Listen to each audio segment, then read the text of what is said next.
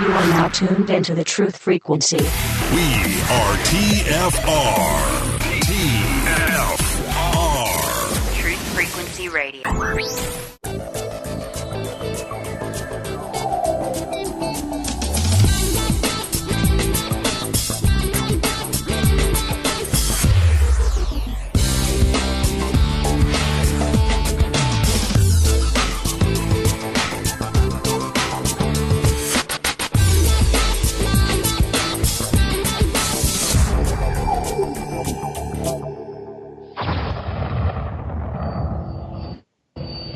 This is your last chance. After this, there is no turning back. You take the blue pill. The story ends. You wake up in your bed and believe whatever you want to believe. You take the red pill. You stay in Wonderland. And I show you how deep the rabbit hole goes.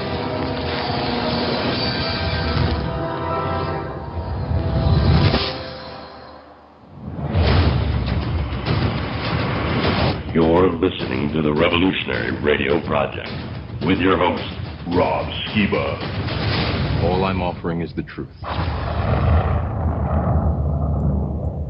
Hello and welcome to the Revolutionary Radio Project. I am your host, Rob Skiba, and tonight I'm excited to bring back Brian Godawa.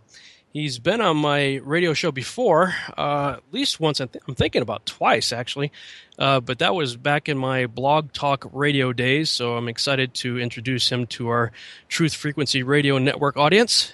Brian has been a professional filmmaker, writer, and visual artist for many years. His creative versatility was born of a passion for both intellect and imagination, both left brain and right brain. That's pretty awesome. The result, Brian is an artisan of word, image, and story that engages heart, mind, and soul. Just think, Renaissance man.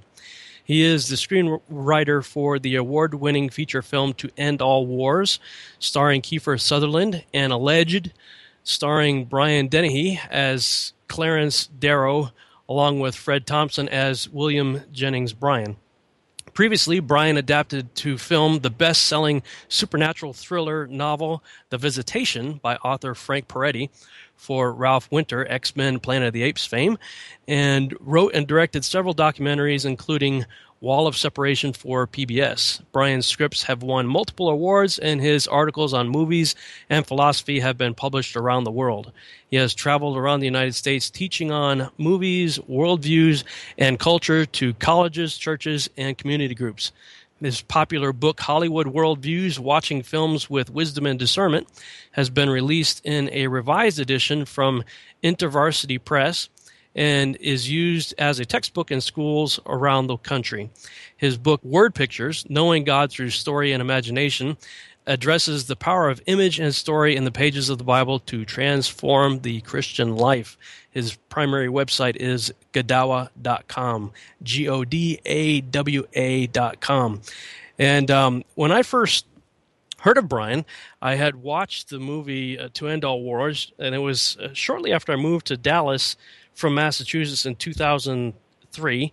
And I had a tiny little one-bedroom apartment, didn't have hardly any furniture, got a TV that had a DVD player built into it. It was a small little, I think it was like a 19-inch or something. And there was a Blockbuster near my apartment. So I went there, and I was just looking for something to check out, and I saw the cover, and I thought, this looks pretty cool.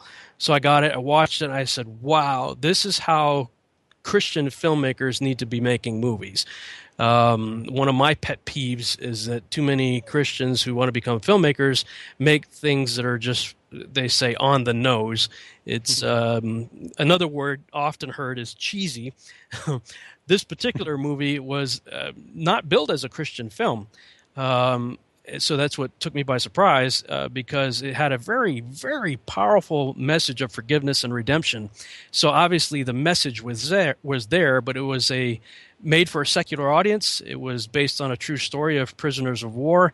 And when I started going on my own little crusade here in Dallas, trying to network with other Christian filmmakers and stuff, I always used that film as an example and used clips from it when I would do conferences and stuff about being culturally relevant using media.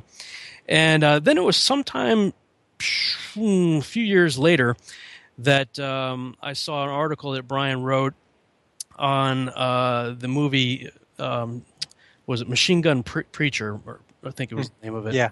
Was that the name of it? Machine Gun Preacher?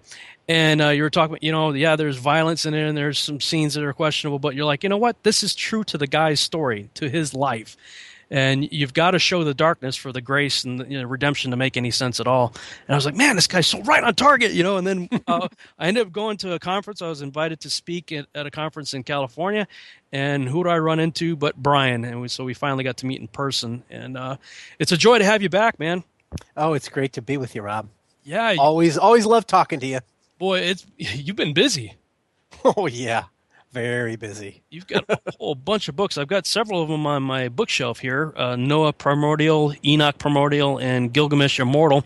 And I also recently picked up off of Amazon your where you put all the appendixes from those books, the appendices, When Giants Were Upon the Earth, The Watchers, The Nephilim, The Biblical Cosmic War of the Seed. Good stuff, man. Well, thanks. Yeah, for sure. Have you seen Gods of Egypt yet? No, I probably should because, you and I traffic in that world of dealing with the reality of gods and such, but it just looked so stupid. Yeah.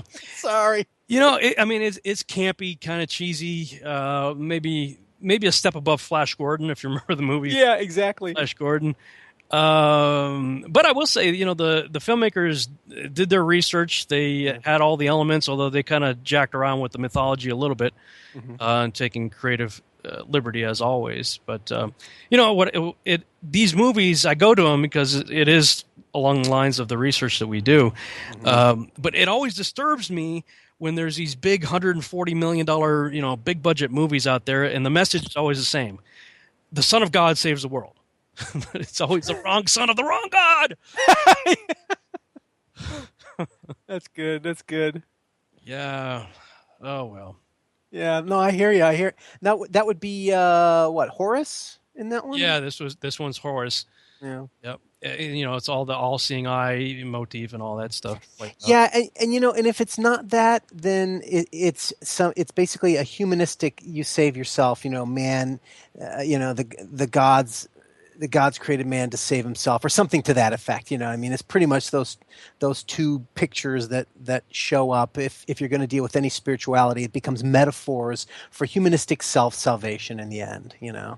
And that's what always discourages me. And like I say, sometimes I go to them, and it's an act of discernment and such, and sometimes they're well done, but then sometimes I just get so fed up with it that I'm just like, I don't want to subject myself to another one. I don't think it's another $12. Yeah, exactly. Well, of course, that's why I always go to morning matinees. That's one of the advantages of being a full-time writer, novelist and such, when you're freelancing, is that you can go during morning screenings for movies and stuff. So I go for $7. It's a little bit more worth it. Yeah, well, I went to the 3D, so that's why it was yeah, $12. But yeah, was it good in 3D? Was it interesting? Most of the time I'm really disappointed by 3D films because there's hardly anything in it worth making it 3D. But this one was, it seemed like it was different. It was maybe it was the theater I was in or whatever, but it seemed more immersive, I guess. There wasn't a lot of stuff coming right at you. Yeah, but the 3D I thought it was done pretty well anyway. Yeah. I've actually been extremely disappointed. In fact, I'm at the point now where I will not go to a 3D movie unless it's Avatar or the Avatar, or James Cameron, because Avatar was the first movie that made 3D like, oh my gosh, this can really, like you say, it can be an immersive experience like it's supposed to be. But every single one after that was just cheap ripoff, not ripoff, like they're just adding it on after the fact, and I'm just like, no more. I've stopped. Especially if it's a dark movie, like if it takes place at night a lot, oh my gosh, you can't see half of anything, So, right. But like you say, if there's one that comes along that, like you said, if it's immersive, I'll do it because it is interesting. Yeah. So let's talk about your books. Boy, you've got a bunch of them out right now. Was Noah your first in this genre, or? Yeah, Noah Primeval was the first one, and that was that came out about 5 years ago, and it's now the full series is 8 novels, and it goes all the way up to Jesus. Starts with Noah in Genesis and goes all the way up to Jesus. And basically, the premise of the series, it's called Chronicles of the Nephilim.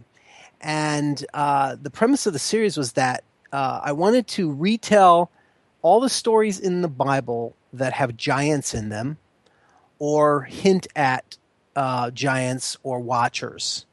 And of course, we can talk about that in a minute, to go more in depth. But that was sort of like the premise of it, and so that's why it became 8 full novels. And I didn't actually hit everything. Yeah, well, I kind of okay.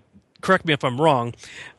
When you wrote Noah, did you stop and think, "Well, shoot, I got to tell the Enoch story," or did you plan that?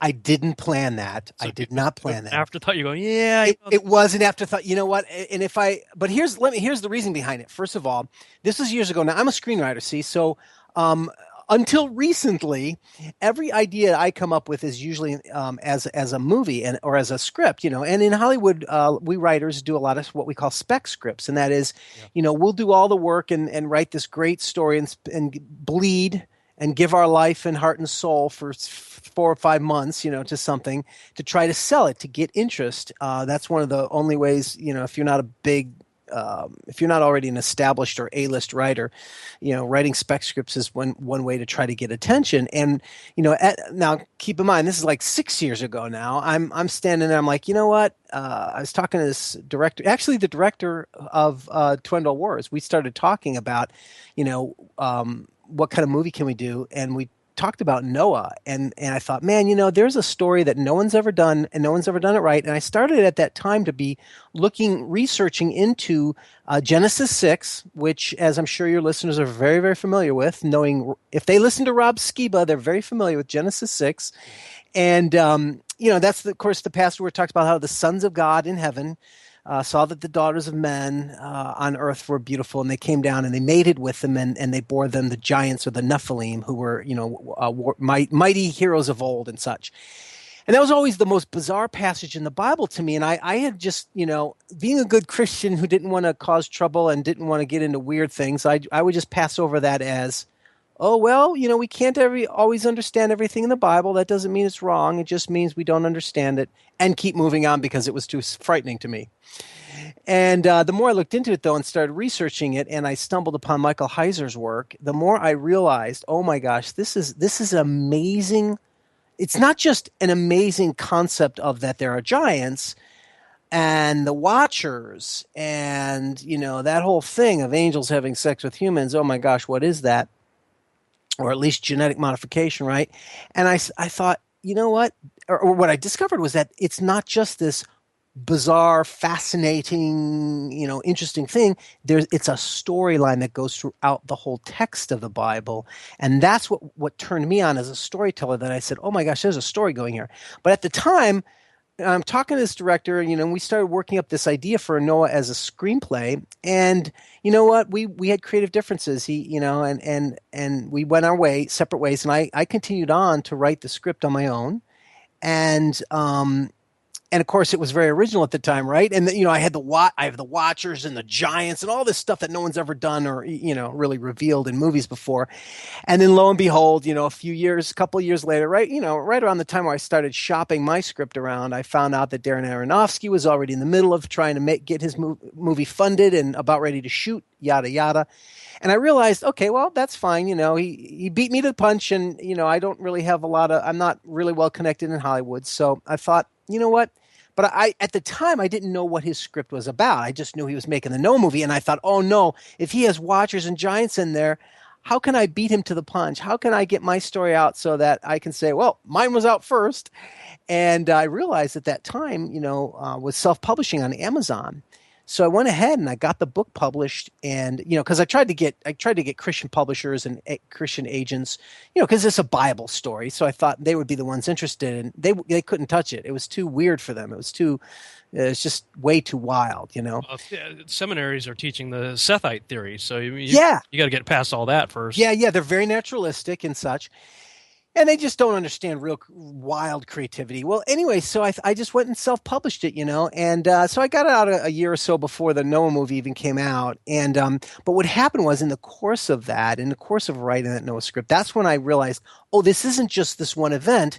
And then that's when I also realized, you know what, the whole Enochian paradigm, the whole Enochian story, that is prior to the flood, of course. And then that's when I realized, you know what, I'll have to do a prequel, but that's okay because people love prequels.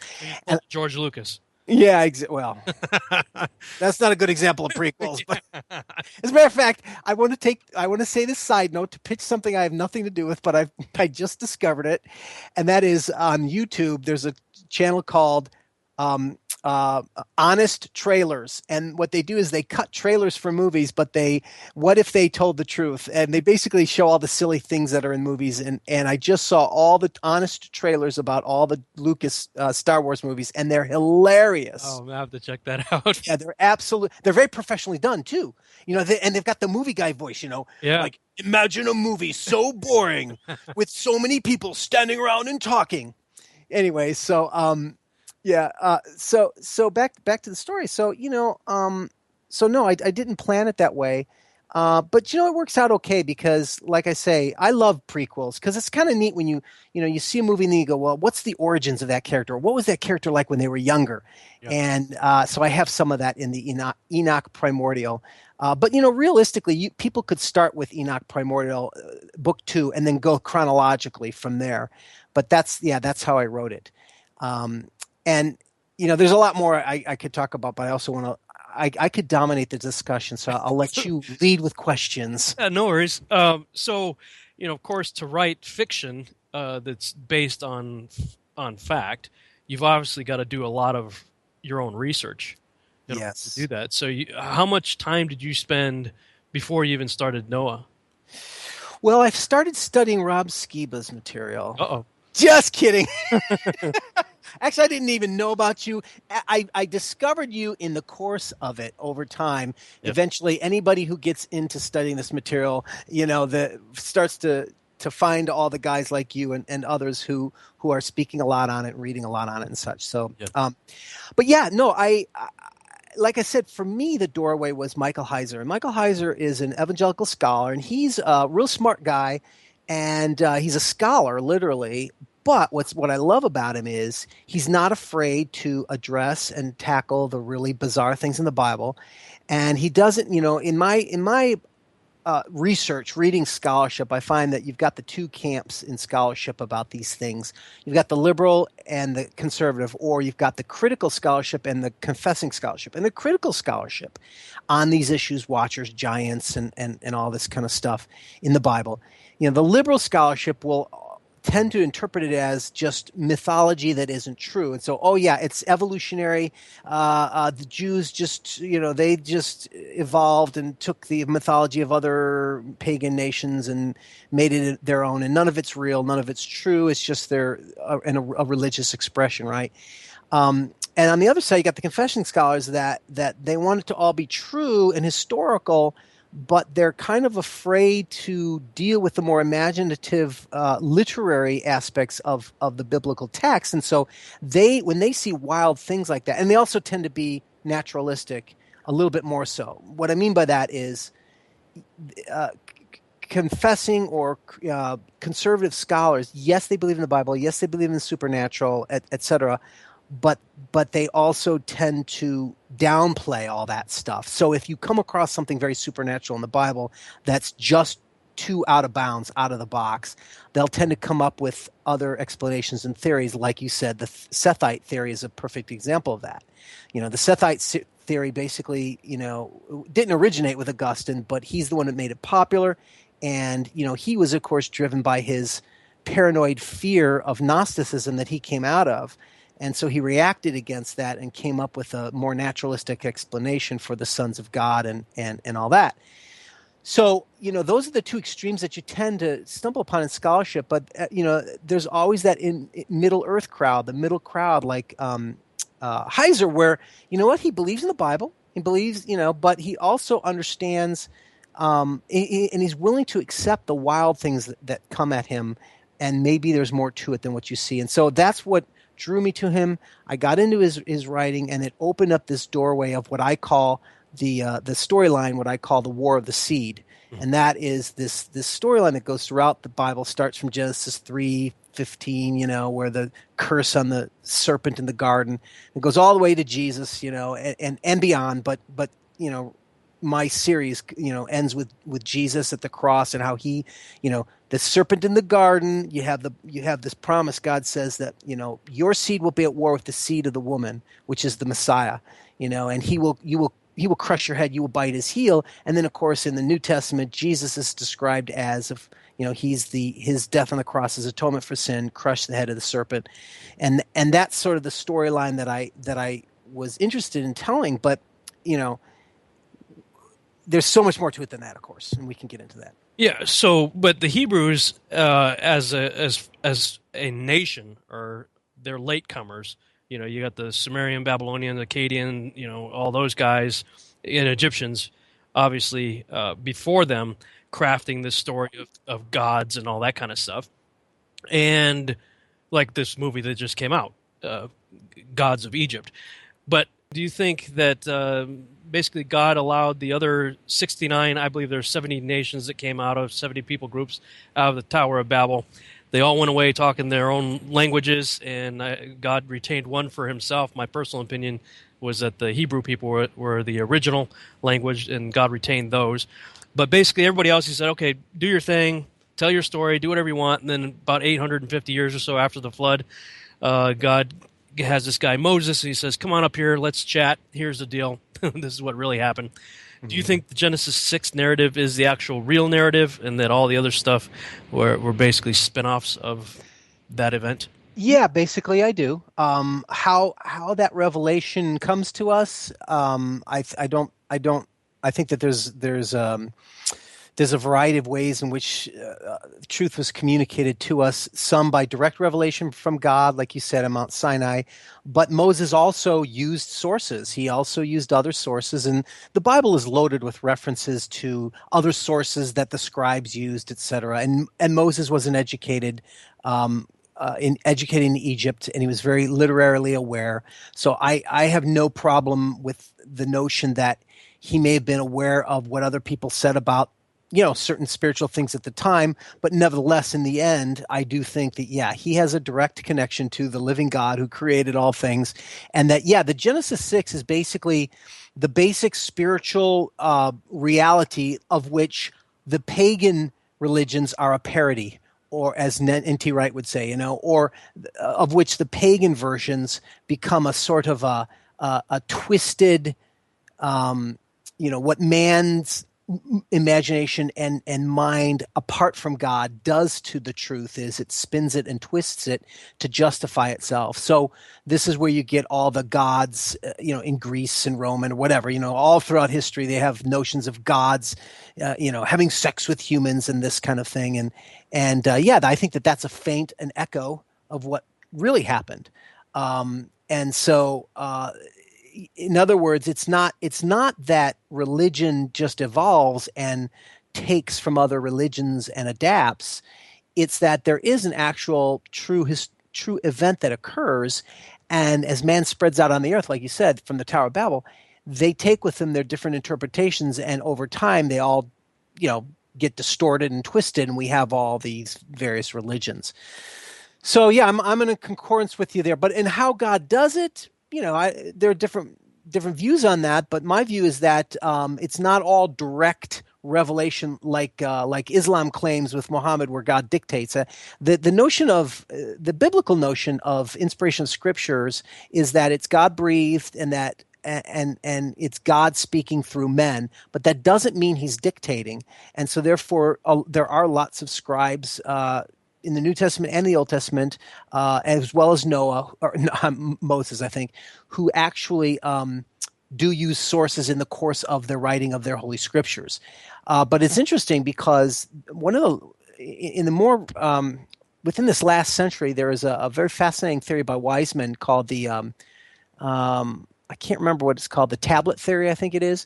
But if you look at the in the primeval chapters, the primeval history, Genesis 1 to 11, is the most ancient of writing, and it reflects a kind of style and writing that's very different from the rest of the Bible. But what's interesting is Weisman, studied the literary structure and the way it was written, and he found that it reflected the same exact kind of writing that ancient clay tablets wrote in, like in the times of Sumer and such, right? And that at the bottom of tablets there would always be certain sort of references to, because you're limited by the amount of tablets you're writing, there would be sort of they would have references to the fact that this is the top of the tablet or whatever, right? And so he found those references in Genesis 1 to 11, which indicates that it probably the original sources could go very well back to the most ancient of days, maybe even written by Noah or Enoch. I don't know. But my point being there is just that those sources could be very, very ancient. And so that's my view of it. I can agree with that. If we're to believe the Enochian account, he supposedly wrote like 365 books or something like that. Mm-hmm. Of course, we have First Enoch. I don't give much credibility to Second and Third Enoch. They seem to be much later Gnostic texts. Yeah. But I always, when I'm talking about Genesis 6, I say, look, here's Moses. He throws this word out, Nephilim. Yeah. And feels no need for further elaboration. He doesn't need to describe it, which implies that he knows what that is, and so does his audience. Good point. So there had to have been another source that they were all familiar with, and I happen to believe that the Book of Enoch probably was that source, or at least one of them, that could have been obviously preserved and carried forward with Noah on the ark. Now, I'm not sure that does. The Book of Enoch it's not Hebrew. Is it Aramaic? I can't remember. We have Slavonic, the Slavonic. The first book. Yeah. It's Slavonic and Greek. I'm not aware of a Hebrew Enoch that's still in existence. I think the third book of Enoch is Hebrew, but like you said, that's a much later text, and it's Gnostic. It's not related to the more ancient ones, but nevertheless, yeah. So my question was, I'm not aware that the word Nephilim is actually used in Enoch, though obviously the giants and the Watchers are, and Watchers is also another term connected to this that we're talking about that is used in the book of Daniel. So there is a connection there with Enoch for sure. But yeah, that is a very fascinating word, Nephilim. And, Heiser makes this very interesting connection where, Numbers 13:33, where it talks about how, when Joshua's coming into the promised land and the spies come back and say, oh, the Nephilim are there, and they're tall as cedars or whatever. And they say, that the Nephilim the Anakim are in the land, and the Anakim come from the Nephilim. Yeah. Excuse me. And, so I that also indicates that the writer of Genesis and Joshua are very intimately connected, maybe the same writer, because of course he's making that connection that these guys are connected to those ones that were talked about back in Genesis 6, and that's the only other place where the word Nephilim is used. But there are lots of other words that refer to giants in the rest of the text, and the point there that they're making is they all kind of come from that original strain of Nephilim before the flood. Yeah. So from what you were saying earlier, did you originally start out trying to write a screenplay for Noah that morphed into the novel? Exactly. In fact, I've still got the original screenplay, which actually just turned into the novel. There wasn't much, there's adaptation and expansion, of course, of the screenplay, but there wasn't any change in the content or anything like that. So I had all the giants and watchers and all kinds of cool stuff in there. And so, yeah, it morphed into the novel. But then what happened was I realized, oh my gosh, like I said, and as I did that research, I thought, oh man, there's so much to unpack. There's so much to unpack, and I saw the Bible in a way that I had never seen it before. Now, I've been a Christian for over 40 years or 30 years now, and I've studied the Bible massively and intensively. And when I saw this story, it was like reading it almost for the first time, and it was so exciting to me and so imaginative in very many ways. I can explain that, but it blew my mind, literally. It blew my imagination, and it opened me up to seeing this side of spiritual reality that, as a Christian even, I had sort of downplayed, this spiritual side. Yes, I believe in demons and angels, but not really in my daily life. It's like, yeah, that's something that happened back in the Old Testament or maybe around the time of Jesus. But now, and of course I believe in it intellectually, but do I really live in a way where I realize stuff is going on around us and all this? And I kind of didn't, and so this opened the picture for me to open the veil where I could see what God was talking about. And the storyline was so exciting and fascinating that I just had to tell it. And then what happened was, as I would write each book, I would think, I was kind of looking ahead and I go, oh, this might be three books when I first started, And the more I researched, the more I found. I'm like, oh, okay, this is going to be 4, 5, 6, 7, 8. Yeah. In fact, I didn't even plan on writing the one on Jesus because I kind of, at first, I thought, my understanding was that the whole giant thing in the Bible, again, remember, the main thing was I wanted to retell stories where giants occurred. And, the Nephilim are basically wiped out by the time King David, he's sort of the last one with, not just with Goliath, but he actually wipes out the Rephaim and such. And after that, you don't hear anything more about Nephilim or giants in the Bible. Aha! But as I did more research, I found, oh no, you actually do, because as you know, the book of Enoch talks about how demons are spirits of the dead Nephilim. And when you realize one of Jesus' major elements of his ministry was casting out demons in the Promised Land, that connection starts to make some sense. And especially if he's the ultimate Messiah who would crush the seed of the serpent, right? And the Nephilim of the seed of the serpent. So all this stuff kind of, with each novel, I would go, oh my gosh, this is the best one. This is better than the previous one. And yeah, so I had to stop it at novel 8 with Jesus. And I'm really proud of the fact that I think I pretty much touched on all the major themes that most of the theological researchers like yourself, people have picked up.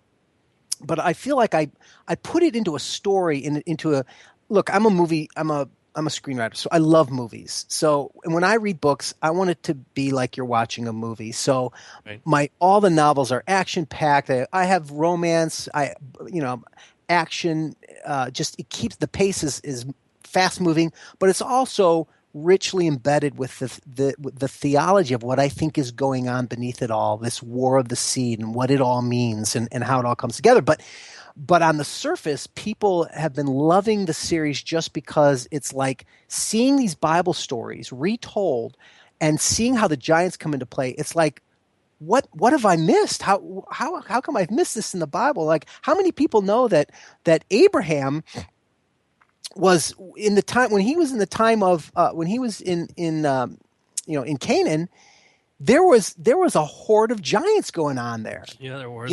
In Genesis 14, a lot of people read that, and you know this chapter well, and it's I think it's the 5 kings from Mesopotamia. They come and they wipe out all these tribes in Canaan. Yeah. And if you just read on the surface, you don't realize, oh, these are just tribes, Anakim, Emim, and all this. But if you study that issue in other parts of the Bible, you find out that these are names of giant clans. Yeah, Josephus comes right out and tells you. Josephus says this was a war against the offspring of the giants. Wow. This is epic. I mean, yes. Lord of the Rings stuff. I mean, your work, I'm sure, and anytime you speak on this, I'm sure you're going to have the same results. Anytime that I've spoken on this stuff, it wasn't in my intent for this to happen, but this has been the result. Young people get so excited about reading the Bible because they're like, that's in the Bible? Yes. Yes, totally. And lots of people have just said, I can't tell you the fan mail that people have written to me and said, you have opened my eyes to see the Bible in a fresh way that I haven't before, and I'm more excited to read it than ever before. And that's a blessing. And, and I try to stay true to the Bible text. Yes, I fill in with a lot of imagination because, for example, well, first let me finish the Abraham thing. So this one chapter in Abraham, it talks about how they're wiping out all these tribes, Anakim, Emim, and we know that now that they're giants. Well, guess what? They're all right around the area where Abraham was in Mamre, and Mamre was 2 miles from where a major king that the Anakim came from. What was his name? Arba. Arba. Thank you. King Arba was right within a couple miles from Mamre where Abraham was, and that's that same time period. So it's like, oh my gosh, there's so much more to this than meets the eye. Well, that's all the Bible says about it, right? So it doesn't. So when I go and tell the story, I go retell the story of King Arba. Yeah, I have to make up things, but I basically tell the story that makes it real within the Abraham story and connects the two and shows how they have even crossed paths for all I know. Yeah. Oh, I believe that. When I was doing my research, and I love doing timeline charts because it helps me to visualize what's going on, and I realized I'm like, wait a minute. You have this like counterfeit seed line going on at the same time as Abraham. You got Abraham, Isaac, Jacob, and the 12 tribes, and you got Arba, Enoch, and the Anakim, and all going. They're like, I came to the same conclusion that likely Arba and Abraham, or Abram at the time, were contemporaries, and Enoch and Isaac were probably contemporaries, and then the Anakim are like the counterfeit equivalent of Jacob and his sons. Yeah. That's good. Yeah. In fact, that's one of the reasons that's about where I discovered you was when I saw that, oh my gosh, this is the only other guy who I was coming up with this notion. I'm thinking, I hope I'm not being too creative, thinking that as I was looking, I didn't chart the timeline myself, but I was thinking out the timeline mentally. And I was thinking, you know what? Like you just said, I came to the same conclusion. Because of the time period and because of the descendants, it could very well be that Arba was around the time of Abraham. Yeah. And then when I read your stuff, that was when I stumbled upon your stuff, and you were saying that, I'm like, oh, great. Hey, this guy's cool. Yeah, I'm sure that's why we connected. And when I was looking at your stuff, you're looking at my stuff at the same time. Now, you said something earlier I want you to unpack I know what you're talking about, but for the sake of the audience, demons versus fallen angels. Yeah. You know what? That might be jumping ahead a little bit too far because no, I won't. I'll follow you. You're the boss of the show. Well, just real quick, summarized. Sure. Are demons the same as fallen angels, or do you see them as a separate entity? Excellent point. In today's religious world, I think a lot of terms have been conflated that are not in reality, and that causes a lot of confusion. And some of those terms are demons, fallen angels, right? Evil spirits. These are terms that are kind of everyone's just assuming, they're kind of all different words for the same thing. But in the Bible, they're really not.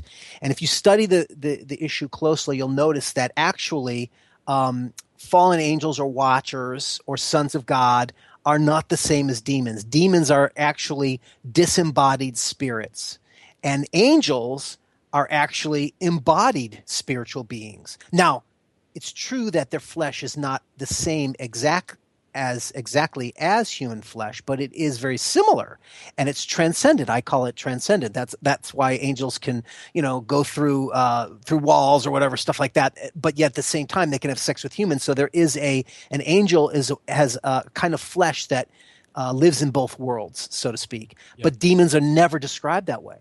And so demons are not fallen angels. Fallen angels are actually these beings that came from heaven, but they have this kind of corporeal flesh. It's an angelic flesh, right? And so by the time of Jesus, and interestingly, in the Old Testament, though, this is a fascinating thing. You don't really read anything about demons. There's the incident with Saul tormented by an evil spirit, and they did believe in evil spirits in those days, but theologically, there's really not much but one or two incidents about demonic spirits in the Old Testament. Why is that? What's the point? Well, I'm not sure exactly why that's the case in the Old Testament, but in the New Testament, when Jesus comes along, they're all over the place, right? And he's casting them out. And us guys, what does that mean? Well, if you look into, unfortunately, the Bible never says where demons come from. It never does. Now, we know that angels or watchers come from heaven, but it doesn't say that demons do come from there. So we don't know. But there are texts that do have theories of where they come from. And one of the best texts is First Enoch, as you mentioned, and First Enoch is where it retells it expands on the Genesis 6 story. It tells more details about the giants and about the Watchers and their, the 200 Watchers who came to Earth and on Mount Hermon. It goes into a little bit more detail, a lot more detail, right? And it explains that demons that are on the earth searching for bodies to inhabit, those are the spirits of the dead Nephilim. Now, this is really fascinating concept, and at first, many people might say, "Oh, well, Book of Enoch isn't scripture," and some people believe it is, some people believe it isn't. I don't believe you have to. I don't think you have to believe First Enoch is scripture to be able to accept that what it may be saying might be true. And the number one reason why is because if you're a Christian, you believe Bible, sola scriptura, and the ultimate standard for truth is the Bible, as I do. If the New Testament, the Book of Jude and the Book of Peter talks about, quotes and paraphrases, not just quotes, but paraphrases the content from the Book of Enoch, then you know that, okay, even if it's not scripture, it still is a reliable source that New Testament authors use for scripture. So if you're a Christian who believes that, you can at least look to the Book of Enoch and say, you know what, maybe this theory is true. It's not just a made-up thing, and the Bible writers are referring to it. So maybe they also accept that theory. That's kind of how I see it personally. So I strongly accept the possibility that demons are the spirits of the dead Nephilim. Now, what's the point? Well, the point is this. Think about this. If the Bible says if you're human flesh, that when man dies, in the Old Testament, there's this notion, of course, of Sheol and Hades or whatever, and where man's spirit goes to await the final judgment. But even in the New Testament, with the notion of when man dies, you're ultimately you go to the underworld to some degree, whatever that means. That's what happens. But angels don't, because they don't die. Well, what if Genesis is true, as I believe it is, and angels actually do intermingle with human flesh? Then the Nephilim are actually angelic human hybrids. But interestingly, what kind of creature would that be if it doesn't, when it dies, does it go to hell, or is it like an angel? Is it like a human where it goes to heaven or hell, or is it like an angel where it doesn't? Well, that's where the theory makes sense to me, because they're hybrid beings. When the Nephilim die, they end up just around the earth. They're spirits, evil spirits seeking habitation of bodies. And that's kind of the principle there. And that's why I think but it's not just this, again, it's not just this, wow, look at this wild theory about spiritual creatures. Isn't that fascinating and bizarre? No, it has a theological meaning and purpose that I think is ultimately wrapped up in the new covenant and with Jesus Christ. When Jesus comes, he's that seed of the woman that crushes the seed of the serpent, and those Nephilim are the vestiges of that war of the seed, and they're in the Holy Land. And when Messiah was to come to the Holy Land, what was he supposed to do? He was supposed to make the unclean clean. When Jesus was healing all these people, and when he was casting out the demons, he's purging the land, he's cleaning the people, so to speak. Excuse me. He's cleansing that which has been polluted to make it holy again. And that's the theological meaning of what he was doing with casting out all the demons.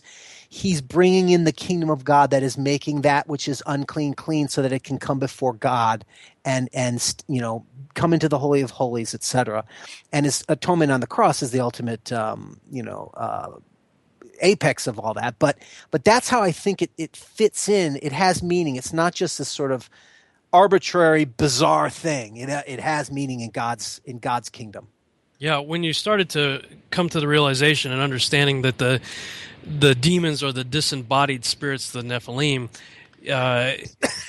once you come to that understanding, you realize, okay, the majority of the Old Testament are these creatures walking around physically, but then there's campaigns with Joshua and Caleb and David and others. The bodies are being destroyed, but then we've got all these disembodied things out there that all of a sudden are all over the New Testament, but it doesn't end there. Obviously, we're still dealing with that stuff today. And when you see like a 12-year-old girl, or a young girl even, possessed by a demon, throwing 6 men off like it's nothing, well, you realize she's probably got the spirit of a 18-footer in her. Yeah. It starts to make a lot of sense, doesn't it? Yeah, absolutely, absolutely. And so that's one aspect of this. Well, what's the point of giants? Is it just freaks of nature, bizarre things that man can't explain, so they go to religion to explain it? No. There's something. There's a whole meaning going on here, and it's all connected to that battle. And you go back to the garden, and I think that there's a lot that goes on in Genesis, or there's a lot about Genesis 6. In terms of theological meaning, that we can tease out, and one of those elements, I think, is that I think you and I have talked about this before, that there's also a kind of mimicry that those angelic beings were trying to sort of get a foot up on God by intermingling with humanity, because ultimately Jesus is a son of God. He is the Son of God. Right. So he is from God's heavenly council. He's qualitatively different from the other sons of God, but he is a son of God. And so they were sort of doing that intermingling in order to sort of, muddy or pollute the bloodline of Messiah, because they knew that ultimately God was going to have some kind of, God himself was going to come through human flesh. And so maybe there's a mingling of not mingling, but a pollution of the blood in order to stop the messianic seed. I don't know, but that's one theory that I think holds some water and is very, very fascinating. So there's all these things going on, and so when these giants show up, they in the Bible, they're always in a negative context, so by the time of Joshua and the Promised Land, and I also tell that in my novel Joshua Valiant, I've got 2 novels, Joshua Valiant and Caleb Vigilant, and they tell the whole tale of coming into the Promised Land and fighting the giants, and that's a story that I'd love to see a movie made of. All right, hold that thought. That's a good spot. Break back.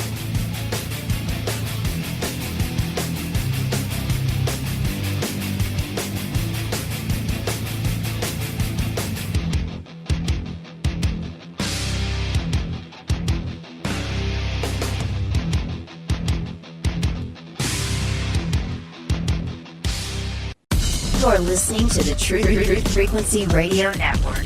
No hate, no hype, no fear.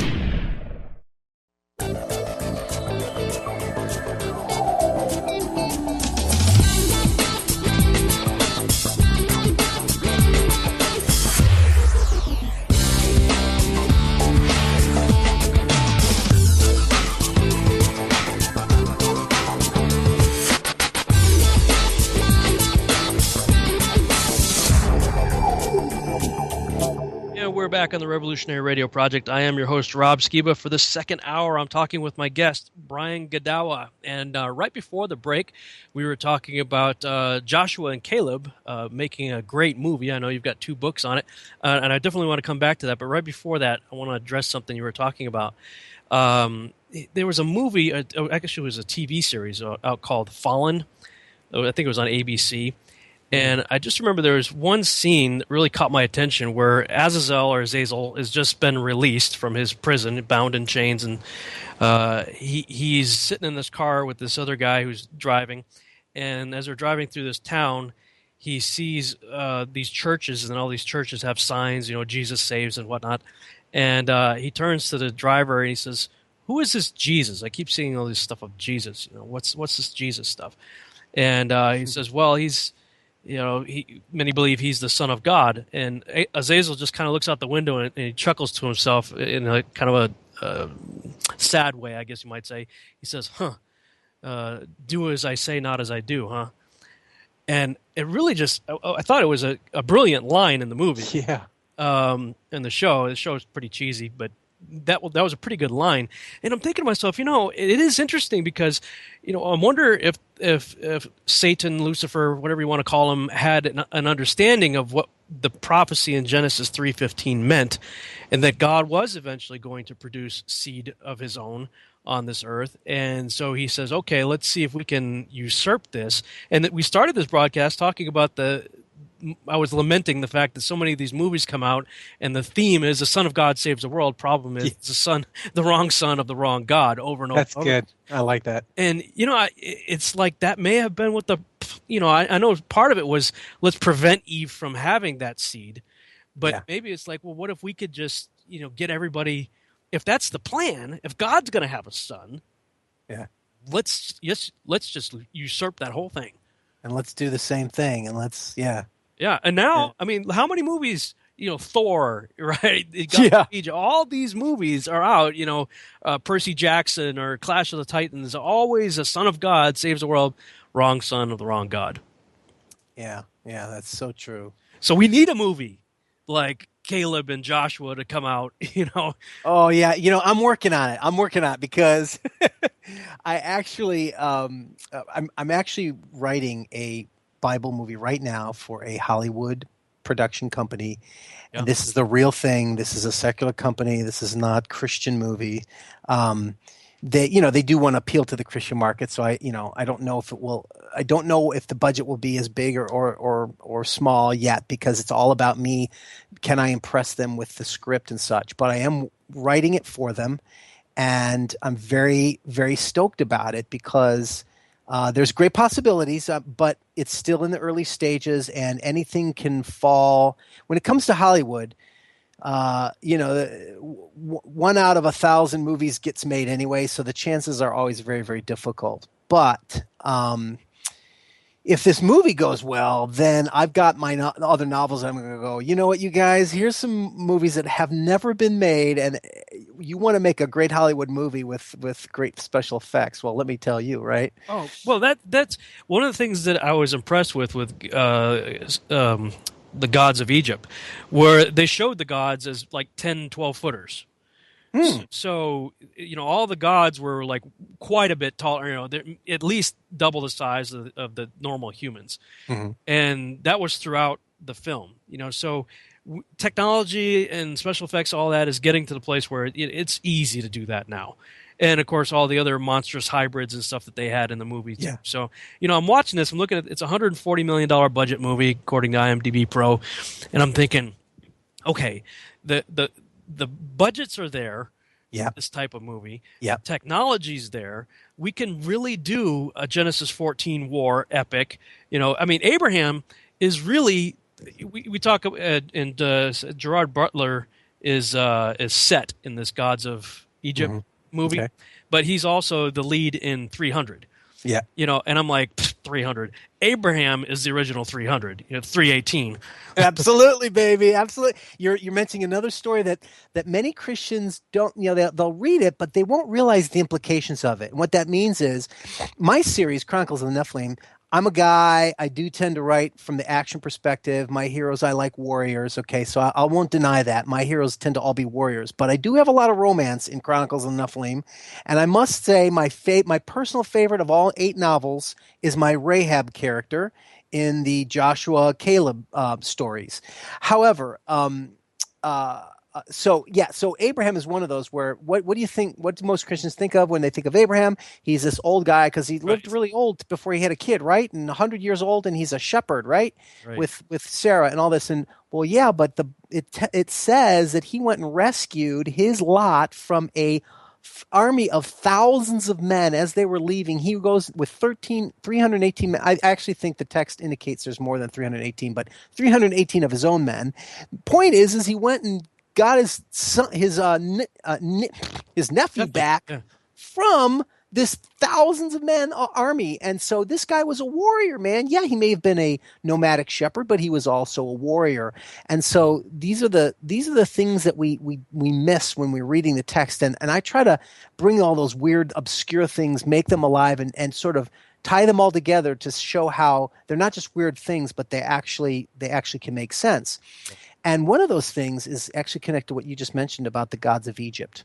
One of the premises of my whole series, Chronicles of the Nephilim, which is a little bit of creative license, but I don't know. I think I actually got the idea from studying this stuff, and that's this. In the ancient world, every pagan nation believed in a pantheon of gods.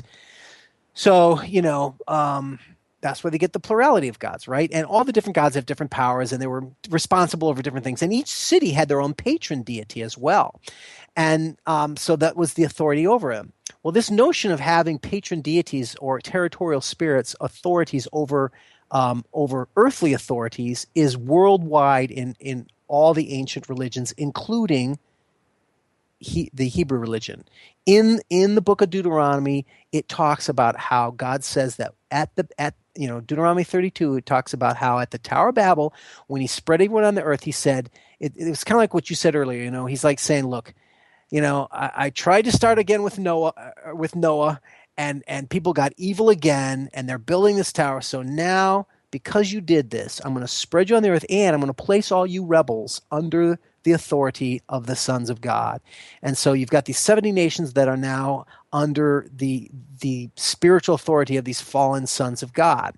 And there's that's another aspect of the storyline that I bring into the Chronicles of the Nephilim that I don't think we've seen before, at least in these kind of Bible novels. And what I said to myself was, well, what if the gods of the ancient world that people believed in, whether it's the Roman gods or the Greek gods, or in this case, I'm dealing with Mesopotamia. You've got the gods of Sumer and Babylon and Mesopotamia and all this. What if those gods were real beings? Right. But they weren't. They weren't gods as most people are thinking of them. Oh, that can't exist. But they were these fallen angels who were masquerading as gods. And it's not entirely creative of me to think of that, because if you think of this notion that, well, wait a minute, the Bible itself says that there are watchers, and in Daniel it reaffirms this, that there are territorial authorities over the nations. And these are true spiritual beings. These are these fallen. Well, that's not too far from what I'm saying in my novel series. But nevertheless, what I do is I then make these gods of the ancient world come alive, but they're actually, these fallen watchers, and they're masquerading that way in order to draw worship away from Yahweh unto themselves and, plunge man into more wickedness and depravity. But as time goes on in the novel series, they pull more and more back into the background, and they're not as outwardly involved, but they're working more behind the scenes. But that's sort of one of the principles that I brought into the novel series that people have really, really loved, because I call it the watcher paradigm. Mm-hmm. And it's this notion that, again, I got this from Michael Heiser, but, of course, it's in the Bible and other scholars have written about it, but this is just one of those things that Christians don't catch, because I think a lot of the scholars are trying to, the Bible-believing scholars tend to hide it because they're frightened of it. And that is this notion of territorial powers over the nations and over the authorities. So the notion in the ancient world, including the Hebrews, they believe that the earthly authorities behind them were spiritual authorities. And so therefore, when you have nations at war on earth, you've got war in the heavenlies. And that's why Daniel talks about how Prince of Persia is fighting against, and the Prince of Greece, and he's wrestling with them, because there's that spiritual war going on behind the physical war. And in the New Testament, this doesn't go away. Now, it's given a kind of a new terminology through Paul, and I think that, because of the Greek, and because there's also, there's new things that are going on in the New Testament. But Paul uses this notion of the principalities and powers. And that's basically a term. He says, we fight not against flesh and blood, but against principalities and powers of darkness in the heavenly places. Because they still had the notion that behind these earthly authorities, behind, the persecution of Rome and Caesar and all this stuff, there are heavenly principalities and powers. Those are the real enemies that we fight against. So even in that New Covenant time period, this notion was still reinforced. It was just a little bit more subtle than it is in the Old Testament, but it's there. And that watcher paradigm is something that I think that I try to bring alive in this series and help people see the Bible through that fresh perspective. Yeah, you're talking about scholars being kind of afraid to tackle some of this stuff. I think Christian storytellers, by and large, are afraid to tackle it too. I mean, when you look at the types of Christian movies that come out, but Frank Peretti was like the first that I was aware of, anyway, that sort of broke that paradigm. And I remember when I read This Present Darkness, when was that? Back in the 80s. Yeah.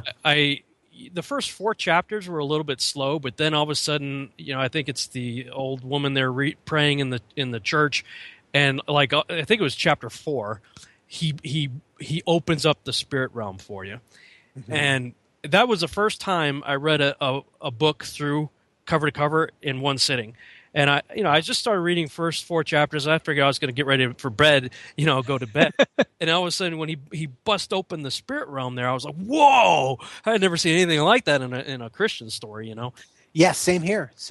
And then he showed what, as you're saying, what's going on behind the scenes, the principalities and powers of spiritual wickedness, and the strong man and all that. And then I got he was very expressive too. I got the audio cassette of him reading. Yeah, This Present Darkness. It was awesome because he put the sound effects in there and altered his voice and all that stuff. And oh, cool. I'm like, but that's what's really happening, in real life. And I was thinking about this today because I got a friend of mine who grew up in Greece, and when we first met, we met actually going to the Hollywood Film Institute. I was going through a director's course out there in L.A., and I met him there, and we started talking, and I was instrumental in ultimately leading him to Christ. But as I started talking about my research later on in mythology and stuff and the Greek gods, he corrected me. He said, "Look, dude, you keep referring to this stuff as mythology." Yeah. He says, "But I got to tell you, growing up in Greece, going through the Greece educational system, we were taught this as history. This was our history." Wow. And I was reading a little bit about the director. I forget his name now, but of Gods of Egypt. But I believe I read something that he grew up in Egypt. And I was thinking, these other cultures who grew up, these older cultures, this is their history. And they had this concept of these gods, and this reigned for thousands of years until this seemingly nobody carpenter from Nazareth shows up. And then all of a sudden, it's not too long after that all that other stuff just sort of fades away. And we've got the dominant Son of God, now on the playing field. Yeah, good point. That's a very good point. And, I think, too, though, that this is another element of those who read the Bible and love the Bible. And by the way, I speak of my own journey as well. This is part of my own journey. But that's this notion of the gods is another thing that is a very, in our monotheistic sort of emphasis in that people bring to the Bible and have brought to the Bible for several generations. It's a monotheism that is not quite really biblical. We think it is because monotheism believes there's only one God, right? There's only one God. Well, yeah, but that's technically not the way the Bible talks.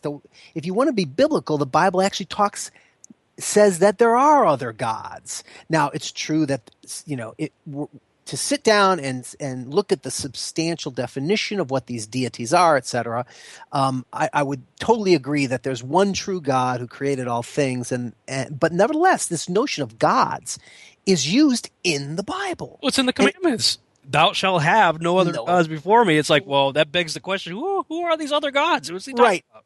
And now, of course, some passages you can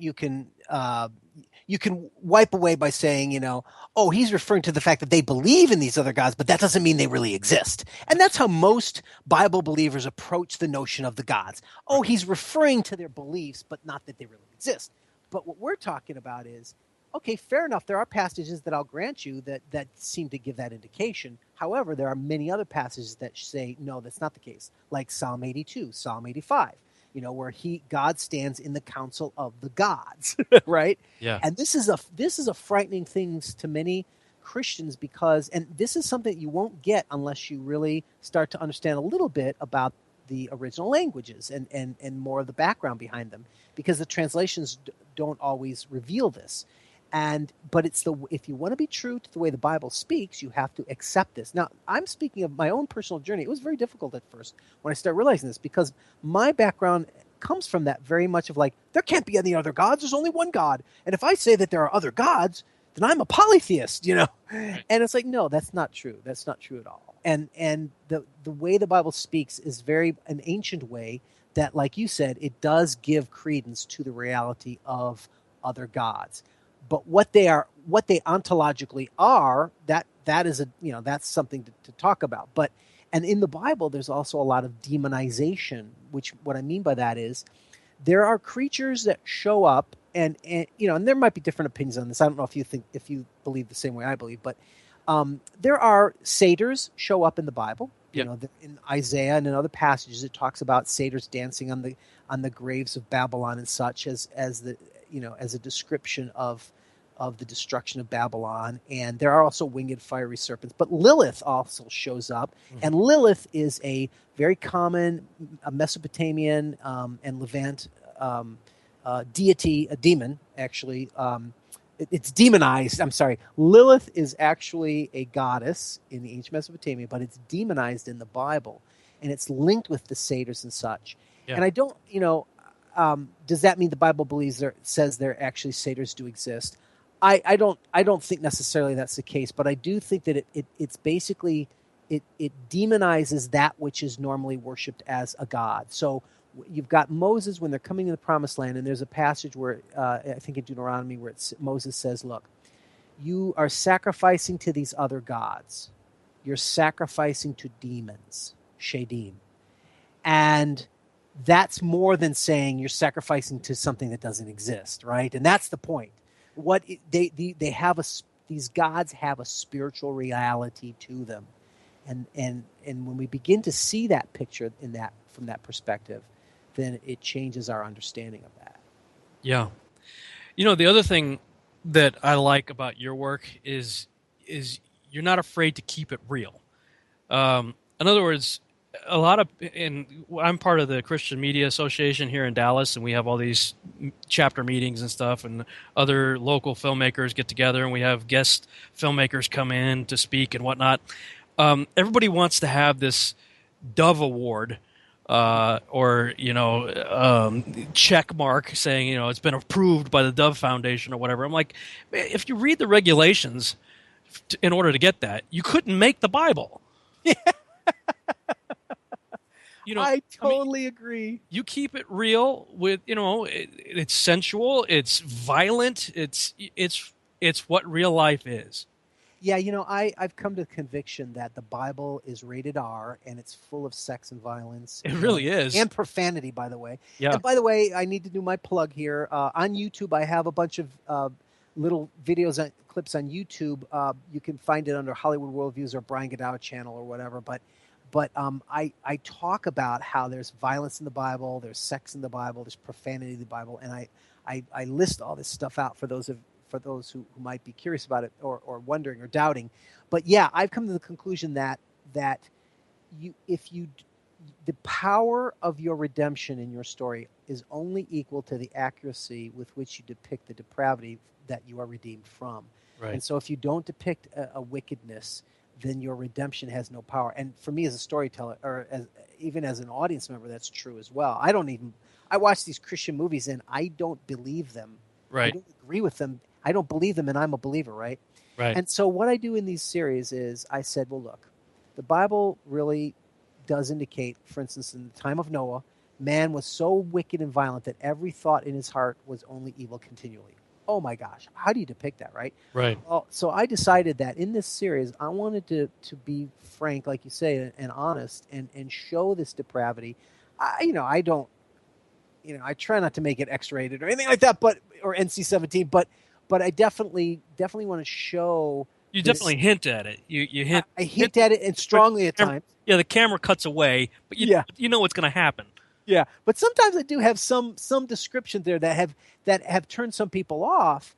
But my goal here is this: it's the difference is evil is never glorified and never titillating in my novels. It's shown to be what it is, and now of course at times, like an adultery or something like that, you could be tempted, right? Yes, but my goal is I want to contrast, like for instance, in the Abraham Allegiant novel, I deal a lot with marriage. I show Abraham and Sarah's marriage as a beautiful, wonderful, godly marriage, and I contrast that with Nimrod and Semiramis, his marriage, as wickedness. So you've got a real wickedness of depravity in one marriage, but then you show the beauty in the other, and that shows the power of the two. It contrasts the two and shows the power of a godly marriage. And so there are many people who've said, you know what, some of that stuff gets a little hard for me, but they really appreciate the power of the goodness that I show, because that's the difference is, if you're not going to show the goodness, if it's just going to be dark for the sake of dark, which is,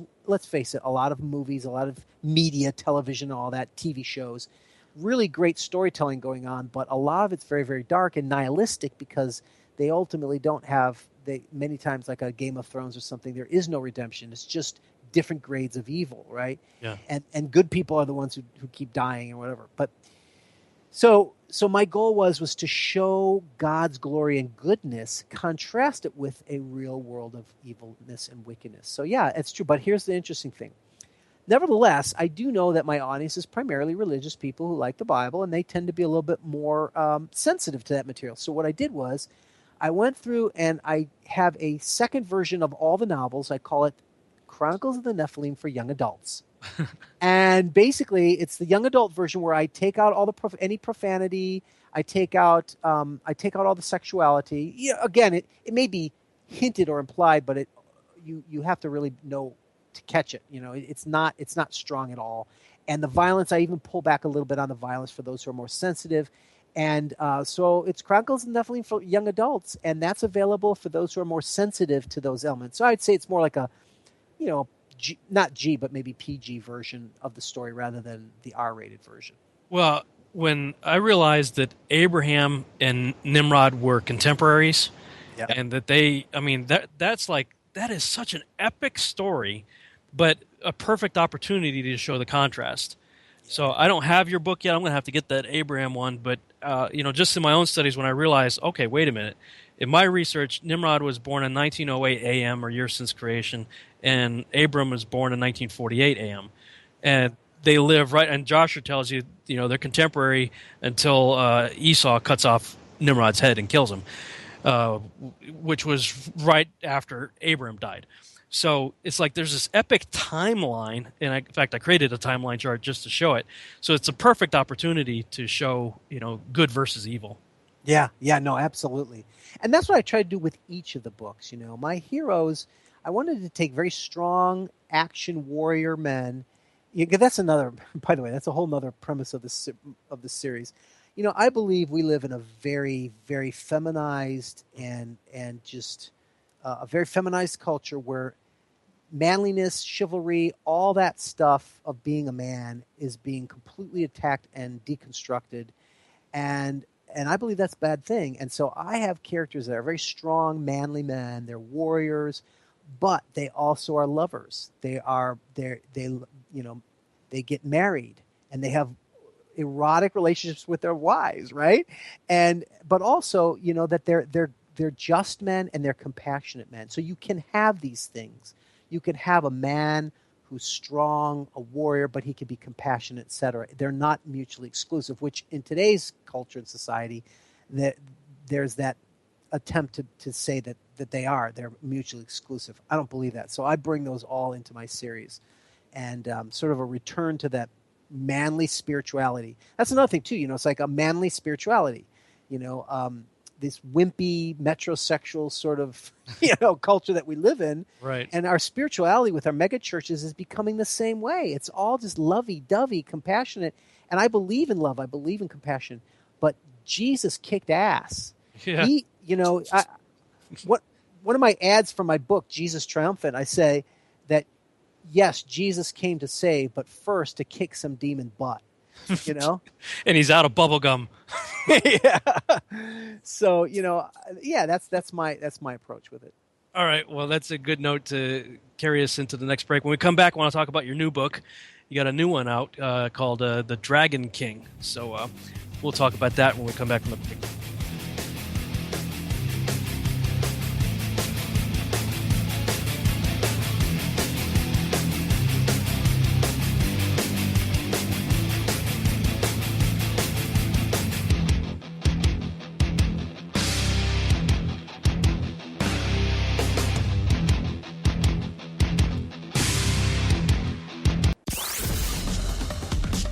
Freaky Friday with the Woo Crew. Fridays on Truth Frequency Radio.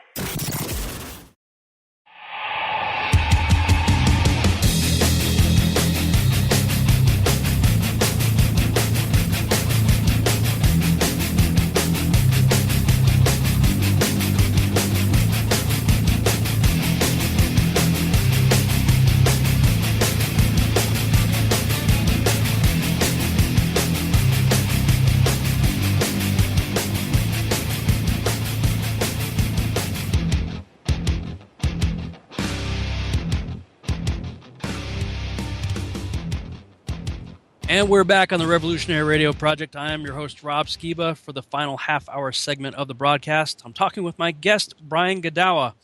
And just sort of the wrap-up on the Nephilim series, if you go to, why don't you tell people where they can go to find out? Absolutely. Well, you can go to Godawa.com, and that's my website. Everything's there. You can find my book series, Chronicles of the Nephilim. Or if you just chroniclesofthenephilim.com, you'll find all kinds of great stuff. I really put a lot of work into the website because I wanted to be worth its while. There's cool artwork for each of the books in the series. I even casted the characters in the story, so I've got pictures of them and that are really cool artwork. Free scholarly articles that are relevant to the material that goes on in there. And you can sign up for my newsletter, which will kind of keep you abreast of new things that I'm doing. And also I put in some articles about bizarre things in the Bible and such. So it's all kind of a cool package that's will be informative and helpful for people. Yeah, very cool. Who did your artwork? Me. Oh, man. Awesome. Very nice. Oh, I can't afford it. Yeah. Renaissance man, by necessity sometimes, huh? Yeah, but I was actually a graphic designer for many years, so yeah. I actually love doing the visual start. Oh, very good. It shows, man. You got a bullet point that just caught my eye. You have this talking points for the Chronicles of the Nephilim, and part of it says the reason for Satan arguing over Moses' body. I've always wondered about that. What's your take on that? Yeah, that is a fascinating one. So again, there's these weird things throughout the Bible that you just go, what is that doing there? Yeah, it's just kind of random. You're like, what? Yeah. What? Yeah, but the more you study this stuff, the more things start to connect. And one of the things that now this will be, this is an opinion, this is speculative, but nevertheless, it's rooted. It makes sense. It makes more sense of this, And well, now think about this. So what I tell I tell that part of the story in my Caleb Vigilant novel, when Moses dies, and I actually have that event where Satan argues over the body with Michael. Now, think about this. In the Bible, it talks about how I'm trying to find where that passage is, but it talks about how when Moses was in the presence of God, he would come down from the mountain or whatever, and he would glow. Right. And like, what's that about? What's that? Right. But then as time went on, it would fade. So it's like the more he's in God's presence, the more he glows, and then the more he's away from it. What is that all about? Well, if you look into the sons of God, you find that the sons of God who are in God's presence as the divine counsel, always around him and all this kind of stuff, they're often described as shining ones, or you see like cherubim and seraphim descriptions, and many times they shine like bronze, right? They have this phrase that shows up a lot in the Bible, shining like bronze. So there's this shining nature to them. So I think that basically being in the presence of God is part of that transforming of your presence to shine. And that's part of the what would be called the deification notion. Not that you're becoming a God, but that you are becoming like God by being in his presence. And I think that was what was happening with Moses. And of course, the Bible says that when Christ returns, we will be made like him. We are sons of God, right? Mm-hmm. And so we will become like Jesus, the Son of God. We will become part of God's divine counsel, his heavenly counsel. And so that's the sort of theological element that I'm setting up here. So what I tell in my story is that,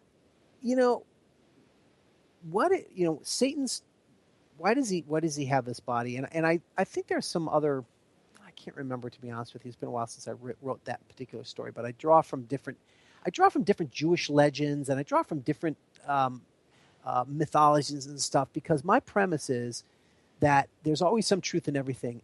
And like we were talking about earlier, there's a reflection of the truth in all mythologies, right? So I draw a little bit from all. So what I tell in my story is, when Moses dies, his body he had been in the presence of God so much that his body was starting to change and transform. So what if Satan wanted to use that body for some kind of idolatry? Maybe to get the people to worship him. Maybe he could inhabit his body. Maybe his body wasn't dying as quickly because it's been in God's presence. And when we're transformed to be like Christ, we're never going to die, right? So maybe there's some kind of process that's reflected that's going on there. And Satan wanted to use that for his own purposes. And that's sort of the tale that I bring into my novels, into Caleb Vigilant in particular. But okay, so for the rest of that story, read Caleb Vigilant. Yes. All right. Now, for the remainder, we got about 20 minutes left of the broadcast. Tell me, I don't know anything about your new book other than the title, and I heard you mention it on the 100th episode of Canary Cry, that you were working on this Dragon King. Yeah, this is a very fascinating, a little change of pace, but in the same vein. So I started a new series called Chronicles of the Watchers. And so it's got a very similar paradigm in that I use the Watcher paradigm of these spiritual authorities over the nations, right? And that they're fallen to some degree. And the first novel, I got together with Charlie Wen, and Charlie Wen and I go to church together. And it turns out that Charlie, this is really amazing. He was like the head of visual development at Marvel Studios, which means he created like the looks of in the movies, the look of the movie and the looks of the characters and what they look like. He created them in all, like the Avengers, Ant-Man, Captain America, all, Iron Man. He worked on all those movies. He helped develop the look of those. So he and I got together, and he said, you know what? We're talking about, is there a project we can work on together? Because he's a great storyteller. He's more of a visual artist, but he's a great storyteller. And he said, I've always wanted to tell the story of the first emperor of China. Because it turns out that this guy was really fascinating. He believed he was a god, and this is around 220 BC, and he was searching for the elixir of immortality, and he almost bankrupted his treasury from his search. But it also he's very famous in Chinese history for being the first emperor who unified China, but he also was a tyrant, and he was very brutal. So there's this irony of, he unified China. He got a lot of wars to stop. He built the Great Wall that we're all familiar with. He's also the guy who built all those terracotta armies that you see that are in China, and those were supposed to be, when he died, they were supposed to be spirit beings that protected him in the next world. But nevertheless, he's very famous, but he's also very dark. He's a bad guy, even in Chinese history. And he said, I always wanted to tell that story. He goes, and not only that, but because of the fact that was right around the time period where the dragon became a ubiquitous positive element in image in China. Yeah. The dragon had always been used, but he became a much stronger element of China, and that was right around the time period where they got rid of the previous generations of spirituality, and they started worshiping the many gods and animistic gods, because it turns out that ancient Chinese people worshipped a single god, and that was a god that had no images, and which is really for thousands of years. So the Chinese Christians will tell you this, that when they tell Chinese people, will say, "Oh, Christianity is just a Western religion." They say, "No, it isn't. We were worshiping a single god without images long before we heard of Christianity, and not only that, but their ancient language of Chinese, it's very pictographic language." Yeah. I read some books where the ancient Chinese language reflects truths from Genesis that they could not have known because they never had the Genesis text, right?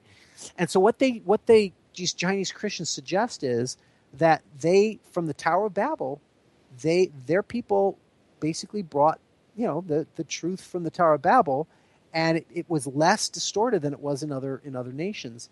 And anyway, Charlie started talking to me about this, and I'm like, Charlie, I've read this stuff myself, and we both already knew about it, and I'm like, let's do it. This is really cool and exciting because there's the spiritual side of things, and And we did some research into it, and there's also some other fascinating connections to the Bible that I never realized. But so that's sort of the premise is that we have is that there is a connection back to the Tower of Babel, and we have some watchers in there and such. But we're telling a historical story. It's full of historical research that's very accurate. But we also bring in a little bit of a fantasy element so that we can show the spiritual world and show what's going on. And so we also have a few, fascinating creatures and stuff like that. And the premise of the story is this. We thought, okay, we don't want to just do, China is all hot and rage, and it's the rage these days, and even in Hollywood and all this, right? But we also want to do something that will be interesting to the West. So how can we meld the East and the West? I said, well, what was going on in the West at that time period? 220 BC. We looked into it, and it was so fascinating because this is right in the time of the Seleucid kingdom in Greece that was Antiochus the Great, basically. It was right around his time period. And out of Antiochus the Great, he had his kid became Antiochus Epiphanes, which we know is related to the Maccabees, right? So I'm like, oh, this is fascinating. So we came up with this storyline that is fictional, but it's rooted in truth, kind of like the movie Gladiator, Yeah. So it's 220 BC. The ancient Western Empire is crumbling. And in a desperate bid to save his throne, the Greek king over Babylon sends his son, and his name happens to be Antiochus as well, who's dishonored. He's a dishonored warrior. He sends him into the mysterious land of the Far East that they don't know anything about yet. They just know legends. And he sends him to capture a mythical creature that will give him absolute power, a dragon. So it's sort of the quest to get a dragon. They've heard there are dragons over there, but what are these dragons, right? And of course, the Western notion of the dragon, which is fire-breathing and like a big, huge dinosaur type of thing, is very different from the Eastern notion of a dragon, which is more like a long, snaking water being. So right away, you can see already that there's this serpentine imagery, right? And from the Christian perspective, that's a connection back to the garden that the Chinese culture may not be aware of. And so we're bringing in all this connection back to the garden and such, but we're telling the story of a Western sort of hero that goes into that world and discovers this wild new world, but it also happens to be not what he expected. And a dragon is not what he expected as well. And that's sort of the basis of that novel. And so our goal is to sort of tell the historical story of the first emperor of China, but show the spiritual truths and reality by having a little bit of fantasy element added into it. So it's very much in the vein of Chronicles of the Nephilim, but of course it's in a different sort of setting. Now, this is just recently off the press, right? Absolutely, just got released February 1, and the audiobook should be available, probably, I don't know, in a few weeks, hopefully. I'm working on it. Yeah, you do your own audiobooks, don't you? I do. So all of my books are available exclusively at Amazon on Kindle, paperback, and audio. And I do the reading myself. And because I know the material really well, I tell the story like you're sitting around a campfire listening to this great story, because I know the material and I can't stand these boring readers, Yeah, because you can give the inflection of the character, what he's thinking. Exactly. So I don't know if I'd love to see what you think of it. I don't know if I'd be as good as Frank Peretti. Frank Peretti to you, but I'd like to see what you think about it. Maybe I'll send you one of them. But yeah. So that's my goal, and it's all available on Amazon. So if you want to find out more information and buy the books, that's where you want to go. So people could just go to Amazon and just punch in your name, or absolutely punch in my name, you'll see everything. Or if you want to go to Godawa.com to learn more about the series, I've got all that information. Go to my website, learn what you want, and then I've got links. Buy here, it'll click, it'll take you to Amazon. So it's all there for. And for those who want to learn more about movies and such, on my website I have a store where you can buy a bunch of my lectures and videos, PowerPoint and film clips and all kinds of stuff about stuff that I talk about: storytelling, movies, faith, culture, and all that kind of stuff. So everything's at Godawa.com, but ultimately you'll be buying a lot of it at Amazon. I need to get you over here to talk to the Christian Media Association over here. I'd love to. And let me tell you, I'd love to sock it to those Christians, man. Well, to show, like I said, when I saw To End All Wars, now that came out, 2002? Yeah. Yeah, so it was pretty hot off the press, as it were. When I saw it in the beginning of 2003, it must have been January, maybe February. Yeah. And I was like, well, talk about that. How did you even get involved in that project? That was a truly fascinating project where I mean, talk about miracles. The way that I came across the producer was I happened to go to his church, and he was a pastor at the time, associate pastor, and he would give a sermon where he quoted Francis Schaeffer and Friedrich Nietzsche, and I said, I like this guy. He's my kind of guy. And so we became friends. It turns out we had the same passion of trying to make movies and stuff, and he had the rights to this book about the River Kwai and the prisoners of war under the Japanese and stuff, and I read the book. I'm like, I love this, so I wrote it, and it started from there. And to be honest with you, it was the first movie of mine that ever got made, and it was the last one I thought would get made. So that just goes to show you. And I've been doing everything I can to break into Hollywood, and it's so funny the way that I make my first movie is by meeting some guy in church, So, but here's the cool thing about that.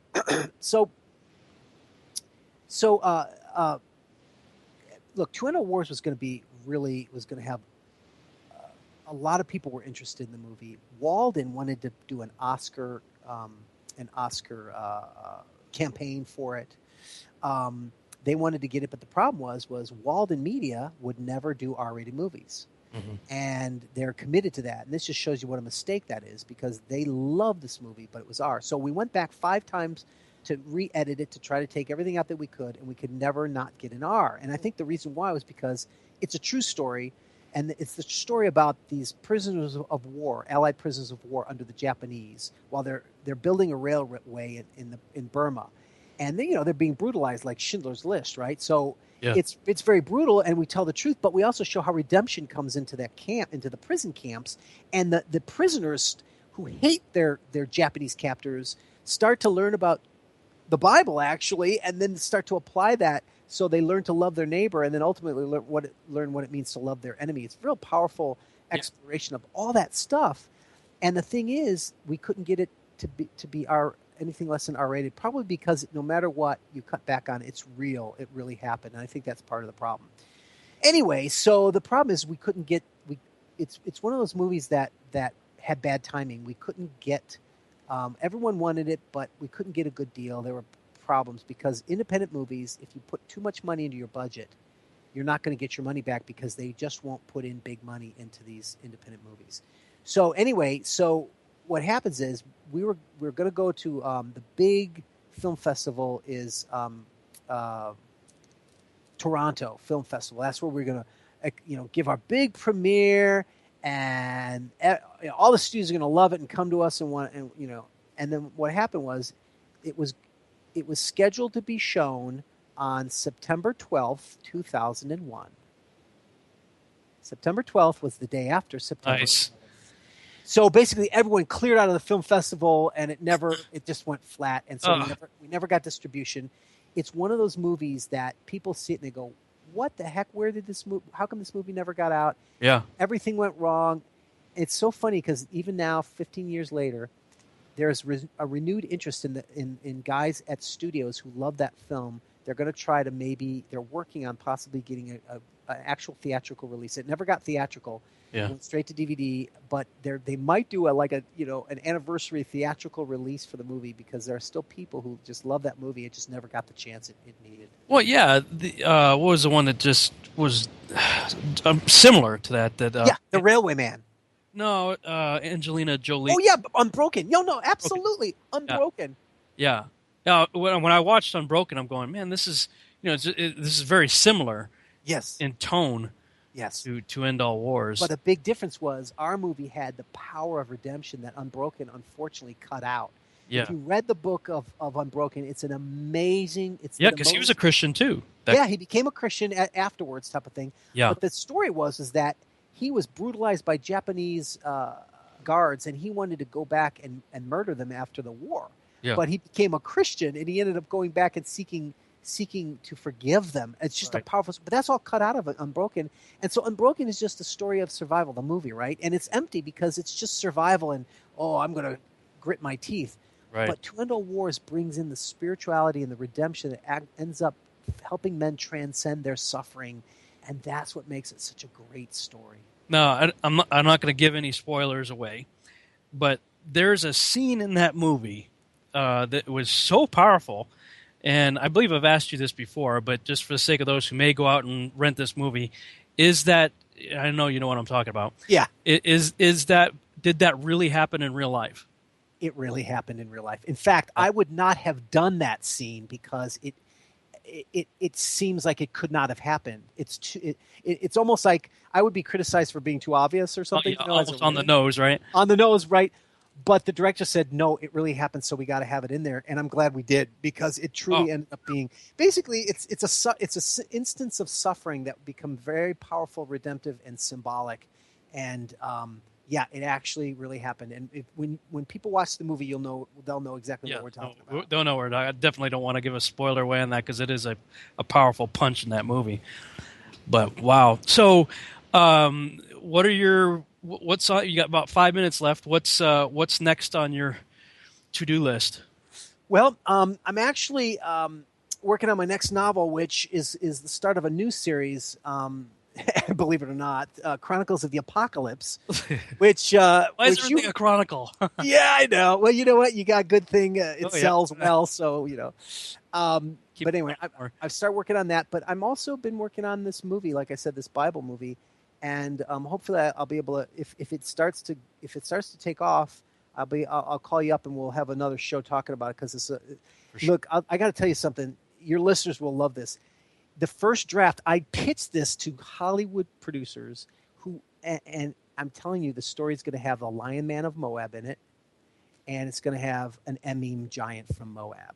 Nice. And the first draft I can't promise it'll end up there, of course. Right. But basically, I bring in some of our material that we're talking about here tonight, and they loved it so far in the pitch session. Whether or not it gets to be directed that way, we don't know, but we'll see. Well, that'd be something like nobody's seen before, at least in that type of genre. Absolutely not. And get a load of this. It's the story of Ruth. Yeah. It's the one chick flick in the Bible that you would think, oh, come on. But you know what? If you read the first verse of Ruth, it says it happens during the time of Judges. Judges is the most violent. Oh, yeah. Just one of the most violent periods of all. And people they miss that when they read the book of Ruth. So I decided to write that movie. I bring alive that violent era so that the love story becomes even more powerful. It's true love in the midst of a violent world. And that's, I kind of call it Braveheart meets Pride and Prejudice. Right. Well, but also it's set against the backdrop, when you look at the chronology, when this is happening, that there are still these things are out there. Yes, exactly. And King David is the story where we hear about the Lion Men of Moab. Right. But see, the Moab is connected to the story of Ruth. See, so by the time there's Lion Men, and of course, David fought all these Rephaim, but they had to have generations of it before that, and Ruth happens before David. Right. So of course there would be some giants still obviously growing in the land, right? So yeah, it's completely defensible and biblical. And I just hope that we'll be able to keep it all the way to the end because the way I integrate it in the story, you're going to love it. Oh, that's cool. Even if it's subtle in the background, as long as they, if they let it be true, that hey, what's that in the background? It's hit pause and rewind on the DVD. Yeah. Yeah, that's cool, man. Well, we got 3 minutes. What do you want to leave my audience with? Well, just if you're interested in this material and such, my goal is to tell the story in an exciting way that makes it come alive and not overly academic and all that kind of stuff. But also, like you mentioned earlier, I took all the research I did and I put in a book called When Giants Were Upon the Earth. And that, if for those who want the more biblical or historical research and mythological research, if they want to focus on that, that's ended up being one of the best-selling books of that series as well. So that's done as well itself. So go to Godawa.com and there's just lots of stuff for you to explore and have fun with. I think you'll enjoy it, and it'll open up some doorways for you creatively as well. In other words, you're actually a creative guy too. I'm not, of course you are, but my personal goal is not so much to do a lot of research books, but to take the research and make it come alive with fiction. That's my personal calling. Let me put it that way. Yeah. And that's been my goal. And so that's why I'm really excited to keep this series going. You know, it's a good thing, and it's not just milking it. It's, oh my gosh, there's so much of this that hasn't been told. Let's tell these stories. The story of Daniel, I'll be doing that one. I'll be doing the Maccabees, that kind of stuff. Oh, Maccabees. Ooh, man, I just recently revisited the Maccabees, and I remember hearing rumors that Mel Gibson was considering it. Yeah. I considering some of his views. He would, it is the brave heart of the Hebrews. Yep. But, I thought he would redeem himself. I thought he was probably trying to redeem himself, with the anti-Semitism stuff. Yeah, right. So it probably would have been very positive. Yeah. But the problem was the guy who wrote it was Joe Esterhaas, and they had a big falling out. And Joe Esterhaas recorded Mel Gibson's meltdown, where he was cursing him and threatening him. And so it just sort of ruined everything. Not cool. Well, all right, guys, check out Brian's stuff. Give your websites one more time. Godawa.com, GODAWA.com, or chroniclesofthephilim.com. Everything's there, from the novels to the movies to the lectures and everything that you can get. All right, my friend. Well, thank you. Bro. Have a good night. Thank you. Bye-bye. Okay. Thanks so much for listening, guys. Have a great weekend. We'll see you back next Wednesday, 11 p.m. Central. Good night, everybody.